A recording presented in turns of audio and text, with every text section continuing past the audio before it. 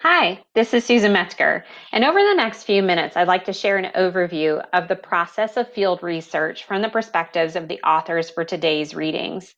Specifically, I'll be providing an overview of the journal articles from Hartwig related to ethnographic facilitation and Jensen et al. On the topic of organizational facilitation.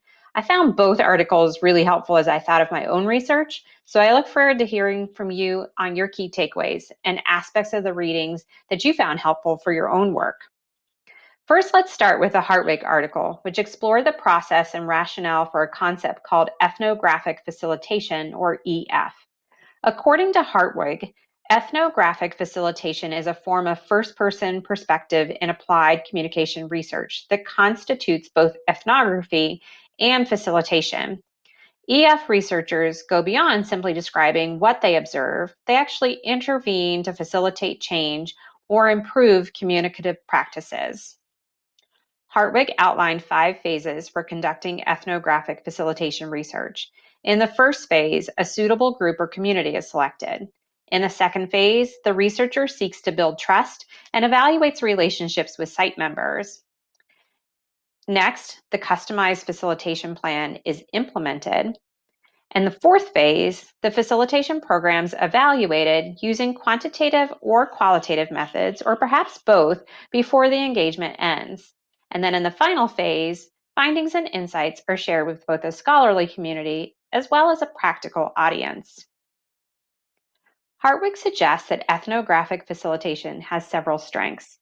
EF merges practices from a variety of scholarly communities to provide a framework that can help people deal with everyday communication challenges and can facilitate change and growth. EF combines ethnographic methods such as observation, interviews, textual analysis, and even the process of writing a report to develop a deeper understanding of the community that you'll engage in a facilitation program. As Hartwig described, developing an in-depth, nuanced understanding of communication contexts and practices by first conducting an ethnography increases the possibility that facilitation programs take root in ongoing communicative practices, something that's a consistent challenge for facilitation programs. So writing the report, the interviews, the textual analysis, and observation, all of that informs and develops a rich understanding of a community in preparation for a facilitation program. Following a similar format as the phases for ethnographic facilitation, Hartwig shares some thoughts and perspectives for navigating the EF process. Prime sites for EF are groups in which people need or ask for assistance, not just those that represent extremes or with groups that the researcher identifies issues of inequality or oppression. Establishing trust and respect in relationships with site members calls on the researcher to practice ethical commitments such as transparency and engaging in projects for which the researcher holds relevant expertise. Ethnographic facilitators call upon a wide variety of data, gathering, and analysis tools to gain a rich understanding of the communicative practices of that group. They then draw on those variety of data and tools to craft a program that helps groups navigate diverse perspectives, solve problems, and make decisions. Following the facilitation, researchers then assess how the intervention might have affected the site and its members. And then after the engagement, researchers are faced with the challenge of concluding their work. And this can often be difficult, especially since ethnographic facilitation requires long-term engagements with an organization or community. And finally, ethnographic facilitation researchers make their findings accessible to other practitioners and to the academic community. Many of these challenges described for ethnographic facilitation are echoed in the organizational ethnography article by Jensen.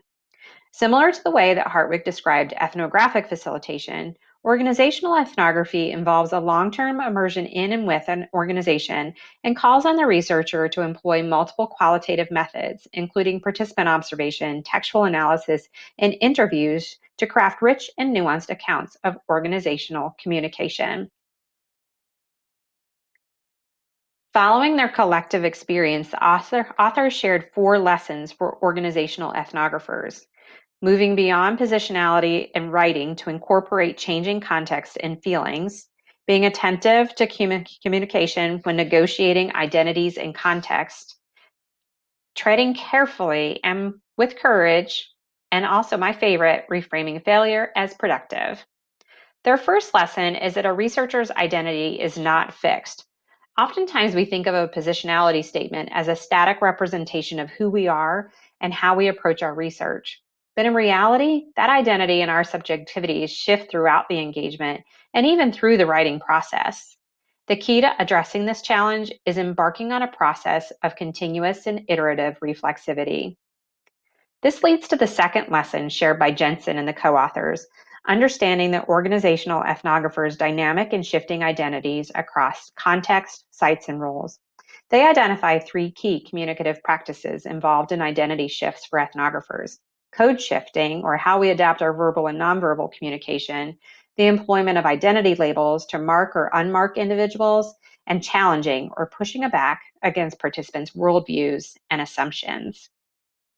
In the third lesson, the author reminds us that our research participants often do not know what to do with researchers.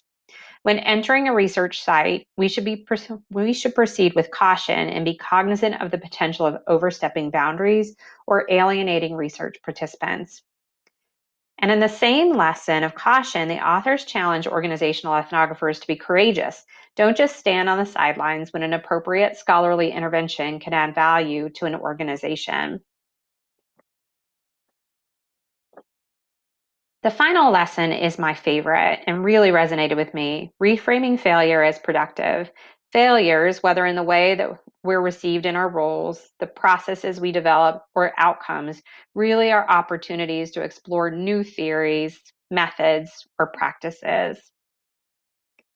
I had several key takeaways from the conclusion of the Jensen et al. Article that I think are also reflected in the Hartwig piece. The first is that ethnographic work is intensely personal. No two people, no matter how similar their training and subjects of study, will ever do ethnography in the same way. And likewise, each researcher who engages in an ethnographic project will emerge from the process changed in different ways.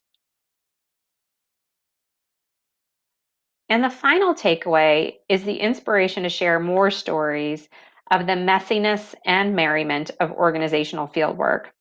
Oftentimes, we read about the successes. Those are the things that seem to get published. But there's much to learn by reflecting on the messiness and the joy from our research, and by sharing those stories with our fellow students and researchers. Thank you for this opportunity to share an overview of the readings and the process of field research. I look forward to hearing your thoughts and reactions and exploring your shifting identity as a researcher, and also hearing your story of ethnography fails.